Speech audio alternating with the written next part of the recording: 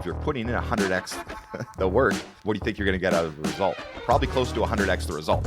But showing that and really breaking that down and going behind it, that was another area where, this is maybe something that we've covered in our program, but maybe it's not clicking with enough people. So now we can actually pull examples. There's nothing like crazy, special, unique, but it's just really putting these puzzle pieces together.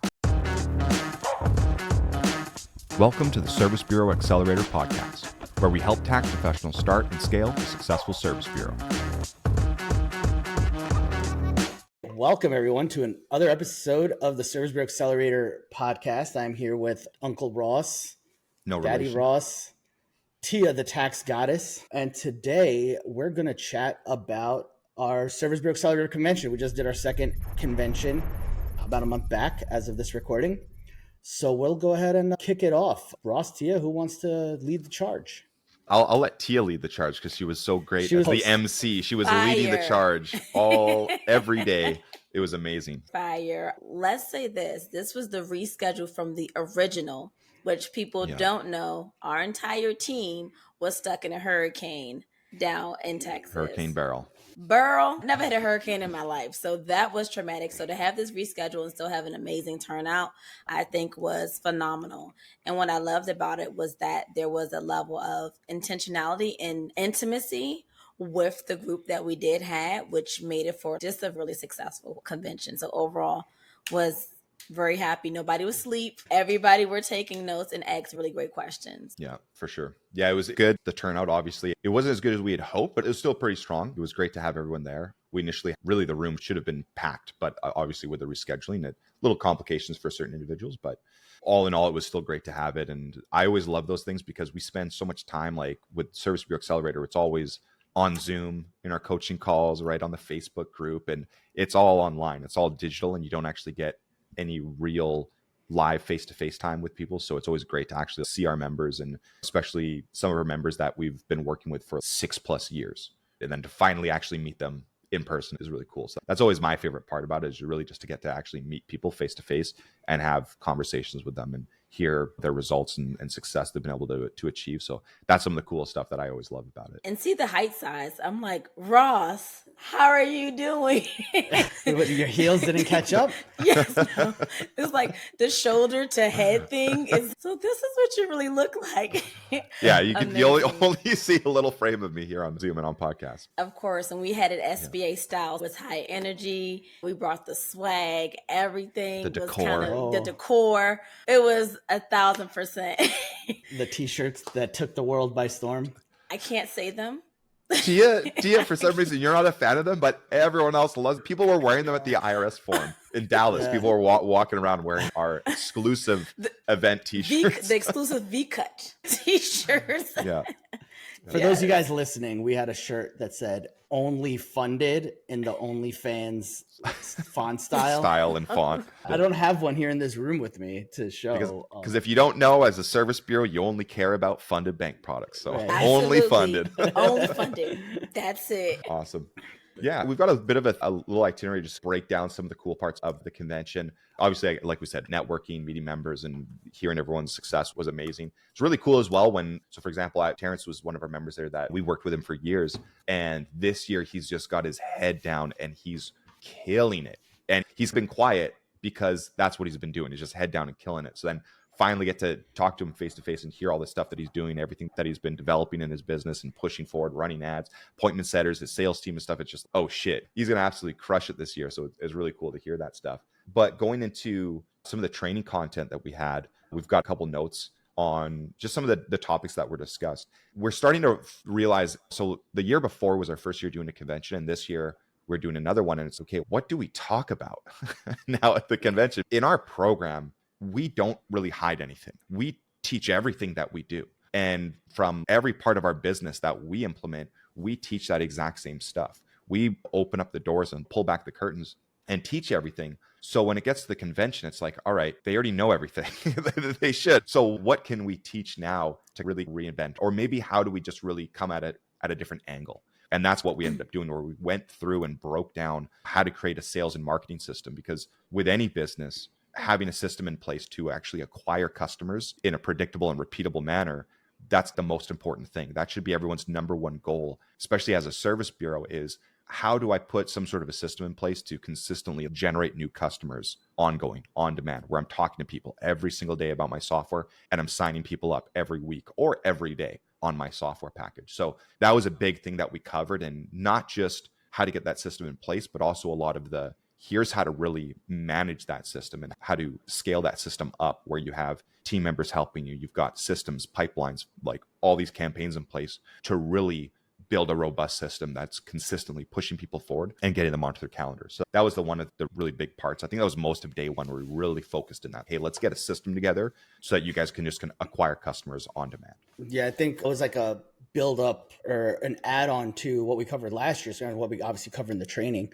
is just reiterating that, because a lot of times, and we see it in the industry all the time, this year we've had a number of existing service bureaus join our program and move over their entire business to work with us because they've been stuck year over year at the same 2,000 products, 1,500 products, 4,000 products, and they're just stuck and they don't know how to go past that. They've just been at that same point. When we have members that have been with us since the beginning that are growing year over year, 40, 50, 100+%, those systems are what's really important for people to dial in. So we had to add a lot to it. And we even pointed out where a lot of people are fucking up or dropping the ball on generating. I think one of the key things, like, look, generating leads is easy. We've shown and done it and showed you guys. And I think that was actually an interesting one where we showed them, look, this is what people did. And we showed their results. Look at all the leads they generated. But where did they drop the ball? And we showed them this is where they messed up. And then we showed them how we do it. And you can see the night and day difference. Yeah, I don't know how much into on that. Yeah, the comparison was basically, it was the equivalent of like 100x more effort that we put in our prospecting systems, right? We do basically 100 times the work that other members were doing. And if you're putting in 100x the work, what do you think you're going to get out of the result? Probably close to 100x the result. But showing that and really breaking that down and going behind this, that was another area where, oh, this is maybe something that we've covered in our program, but maybe it's not clicking with enough people. So now we could actually pull examples. There's nothing like crazy, special, unique, but it's just really putting these puzzle pieces together. And it's okay, you've got this one done, but now here's the other piece of the puzzle that you need to put together. Now you're actually seeing the big picture. And so just breaking that down, I think helped a lot of people as well. And I think in that segment that you're mentioning, the comparison, the biggest mic drop for a lot of people, including myself, was when you said, okay, hey, this is the whole system that we tell you guys about. And I did this entire system with the fake company, with the fake this, with the fake ad, with the fake everything. And then you play the recording, everyone's like, oh, shit. Yeah, one of the same first script, the same everything. Yeah. And as you record that close, everyone was like this. Okay, we need to get on our shit. Basically, it was just for more context. I was showing that the system that we were working with some clients, some SBA members, helping them set it up last year. And it's basically like an ad campaign. And so I tested it myself because I'm like, okay, let me just make a dummy account. And I was showing people at the convention where it's like a $5 lead came in. So I spent $5 for this person's name, email, phone number, called them, got them on the phone. And it basically equated into like $10,000 deal for $5. As an example. Oh yeah, there's $10,000. Okay, cool. There's an example. What more do you guys need to see? Now, not all deals are going to be like that. Obviously, that person was, but there's a lot of people in the industry that are experience a lot of what that prospect was experiencing. A lot of pain, a lot of challenges in the industry, and that not getting the right deals, not getting good service. And it was like, that's the majority of EROs. If you talk to them, they're getting shitty deals, and it's very easy to flip them onto your software. You just got to be able to get that information out of them and just paint the picture and just show them why you're better. And that's really it. After that, so basically like day one was a lot of that. The second day was really about client success and retention. Okay, now you've got these customers. How do you keep them long-term? And so that was day two. Balls, maybe you want to dive into some of that stuff that we talked about? Well, we also on day two talked about team building, I think, too. But retention with customers, we did a segment of that last year as well. But I think it didn't click as much as it did this year. As people are growing and they're getting more and more customers, and now they're starting to experience some of that churn where people are leaving. Yeah. And a lot of it came down to what support are you giving them? What acts like streamlining their support? How do you streamline support? Like the way we streamline our support. How do you have those continuous conversations with your clients to, I don't want to say upsell, but upsell them or provide them more value at the end of the day? But yeah, the biggest part of that was even giving your customers milestones, right? We talked about how do you give them certain milestones to increase their business. Off the top of my head, what else do we even talk about? Show them where there's like more money. Yeah. Because one of the concepts also on the retention is how do we show your clients how to grow, right? Yeah, anyone can give them a good software deal for the most, especially anybody in our program. We show them how to structure these deals to make it appealing for the customer. But if you can show your client how to increase by 100 bank products in a season, isn't that more valuable? Do you think they're going to stay with you longer? So how does those things work? So that was a big portion of it as well, because a lot of times people don't want to leave where they're at if they're satisfied. But what we've noticed a lot over the years, and with people in our program, with other service bureaus, and like why people join us a lot, is the lack of proper support channels, right? Yes, there's software tech support, but a lot of times, especially if you're selling a program that's not just software, so you have some value adds in there, software tech support can't help them with certain things. So how are you managing your EROs in those scenarios? Are you available to them during the season, or are you too busy running a tax office to be available to them? Those things end up coming up a lot as you get bigger, because you're going to have a lot more items to deal with. So that kind of leans into, well, to retain them, you should be building your teams. So it led into that. How do you build your teams? How do you skill support? I don't know if you want to add to that, Tia or Ross. And recall that was in response to this, I don't want to say complaint, but this baby complaint about this person left my service bureau and went to another service bureau that was in my same community. And Deep and Ross, you guys need to do something about it. What was you guys' response to that? I know. I had a quick blunt response as a joke. I was like, shit, offer more value. Easy.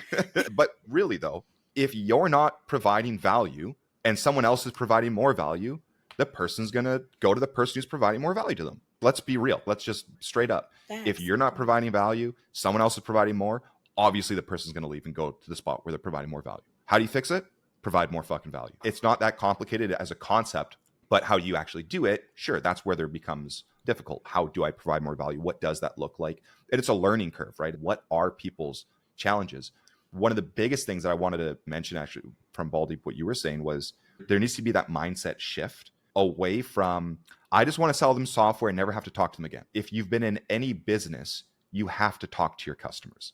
If you want to run something where you're never talking to a customer, go, I don't know, maybe sell t-shirts as an e-com store or something, like not have an actual service-based business, have just like a product where you never have to talk to people, because when you're selling software, sure, you could call it a product. It's still a service-based business. They're doing it. They're working with you ongoing. They're using your software year in, year out. There's that ongoing relationship. There's that ongoing connection with the customer. You have to provide support to them. You have to be able to actually talk to them. Now, it doesn't have to be you all the time. You can scale it and you can train a team, but you have to be there. And if you don't do that, like Baldeep said, people aren't getting support.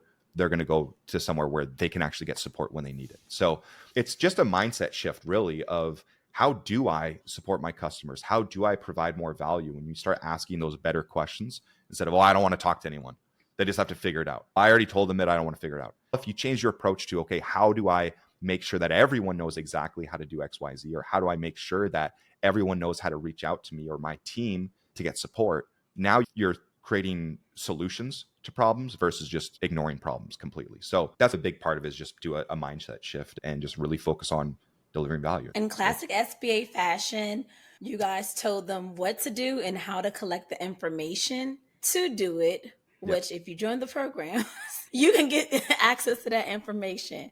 But I think that's what I appreciate the most, that people came there saying, hey, I have these questions and I want to make a mind shift, or I want to build on my foundations. And they were able to pretty much, like you said, do that reset every year. The convention was like a reset for a lot of people, honestly. Yeah. And we do that every year as well, right? I think that's actually what we opened with as well on day one, where we show it's like, hey, all of the fundamental stuff that we have in our program, all of the frameworks, even like the 7-day launch, the new program that we launched this year, the 7 chapters of it, we basically go back through that internally every year ourselves. We sit down for a week and we plan our entire year of business. We look at what did we do that worked, what didn't work, what are we going to do this year, what improvements are we going to make, how do we scale up our support, how do we provide more value to our customers. All the stuff that we teach in like the framework, I think a lot of people misinterpret as, oh, I just need to go through this once and then I'm good. But again, what's the question? How do you keep offering more value? You keep improving, you keep developing. So we go through that every single time. And I think that's, like you said, Tia, people had that shift where like, okay, I got to reset. I've built this stuff so far. now let me continue to build on top of it. Let me keep scaling. Let me keep adding more stuff to it. So it's good to see people have that kind of mindset shift for sure. Okay, let's talk about this top producer panel. How were these individuals select? I think me and Ross selected these people for the panel. We knew. Baldeep was involved as well. I picked it, but then I think you changed it or somebody changed it. I don't know. It was fine because sometimes people leave the room or they're not easily visible. So it's like, all right, let's just grab who we can see that we know qualify based on, the awards. Yeah, what's considered like a top producer? Various different things, right? Some the volume. I think one of the people on there got like an award for Rookie of the Year. I think was that one. There was like 2 or 3 people. Yeah, everyone on stage got everyone got an award, but they didn't know that at the time. That is true. One of them was, they were all awards based off, hey, these people got an award, but everyone was slightly different, right? Somebody, the way they did theirs was different than the person next to them. It was different than the person next to them. For example, like Shambrika did really well in the way she does it. She completely different than how Terrence does his, right? Exactly. That's what I was going to say. Everyone was very different on their approach. Yeah. So there was that like combination of volume and how many people have they sold, like EFINs in their system, things like that. Yeah, and that was beautiful to see. I'm sorry, Ross. Yeah, no, I was just going to say, again, all the people who get awards, we know what they're doing on for the most part, but we knew it's okay. This is a group of people that we can have up there. Sure, there may be other people in the program that are doing a little bit more volume than them, but we know where they're at and what they're doing and the work that they're putting in. And so it was good to really have, like Baldeep said, they're all doing it differently as far as like the model that they're approaching their service bureau with. But the coolest thing was the similarities in what they're actually doing, providing value, supporting their customers. They're doing all these core things, even though their models are very different between maybe doing an academy or just selling software, how they even do that with their marketing and sales. All that stuff was very different, but the end result and what they were delivering to their customers had so many similarities and so much overlap with what we teach. And what I always love, because this happened last year at the convention as well, when we brought the top producer panel up, they'd be talking about things that literally we were breaking down 30 minutes prior. Now other people are like repeating the same stuff that we say. And sometimes that's what's needed. And so that's another reason why we'd like to do those panels where it's, look, Baldeep and I can stand on stage and we can tell you guys this shit till we're blue in the face. And for some reason, certain people, it just doesn't really click. But then when someone in the program says the exact same thing, but maybe just they articulate it differently, but maybe it's coming from them and their story and how they implemented what we teach, then it clicks. They're like, oh, okay, now I get it. So it's always great just to hear a lot of the similar content, but just from different people out of different mouths, because then it's just present a little bit differently. And sometimes that's what's needed for it to really click for other people, and they see that. So yeah, it's always a fun thing having the top producer panel. Yeah, and I think every person that was up there was approached it from a different aspect of the core. I'm pretty certain each person did a different core training model, which was dope. And I think I love Terrence because he was like, look, I know where my strength is and my weakness is. And hey, this is what I'm doing. And this is the investment that I'm putting in there. And I love that everyone had a confidence and just such a reassurance of the direction they was going in. And what I also loved is that they not only talked about what they were doing, but they were very passionate about the change that they were making in their own way.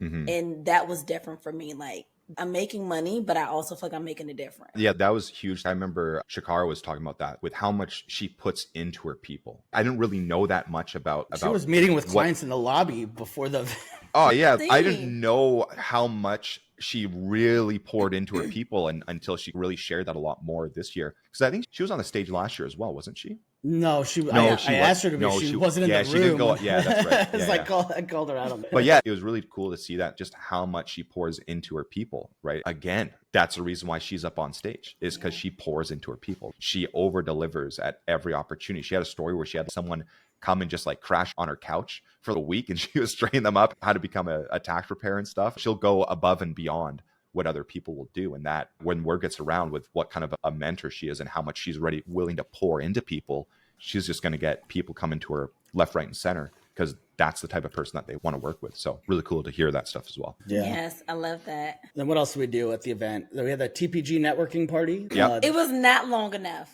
It was not. I had to bail because I was still working on the slides Yeah. the second day at the end, because we had a presenter unfortunately had to drop out from a scheduling conflict. So we had to come up with the training kind of last minute out of the back of our pocket. Closing. Behind the scenes. Yeah, behind the scenes. So it's like, all right, I'll go have a couple of beers, say hello to people, take some photos. I'm like, all right, I'm out. I got to get back to work. But no, that was so much fun. And I did go up to Eli, said, Eli, why is this only a few hours? You need to pay for another hour. He's, oh, no, it wasn't me. He's, okay, who wants drinks? Everyone's like, okay, we'll take drinks and place in the hour. It was just so nice to see everyone there connect, dress really nice, really going above and beyond, which is something you don't really see and experience in our industry. Most of the conventions are really dry. That comment we get a lot on our presentations, even last year's convention and this year's was, oh wait, I actually learned stuff. Like it's not just a bunch of fluff. And I actually made some sales too. Yeah. And sales, do the workshops in real time. That is just the fast action strategies and like the stuff that we put out there. There's some people that like we gave out a strategy. I'm not going to say it here because that's for our members, but literally we're like, hey, put this out. Boom, boom, say this. And then there's literally people with like hundreds of comments. There's people making Teresa. She was sitting in the hallway during the workshop, just closing sales. She's okay, I'm getting it. So she's on the phone. I see her on the phone on her computer, just, oh yeah, I just made $3,000. So that was cool to see. Yeah, that's what we're all about over here. Is like, how do we get you guys, if you invest in this program with us with Service Bureau Accelerators, how do we help you get your money back as fast as possible? And so we put some stuff in there to really help people go out and do that, for people who are willing to take massive action and be comfortable being a little bit uncomfortable. If I don't really know what I'm doing yet, it's all good. We'll walk you through it. We'll help you out. It was awesome to see people take that action. The workshop was great too. I think there was a lot of things, like a lot of dots that are getting connected for people as we were going through. So what we did differently this year at our convention was the third day, we had a half day for everyone. And we actually did it was like a 4-hour workshop with a workbook that everyone got. So it was literally like getting clear on your goals. What exactly are you offering?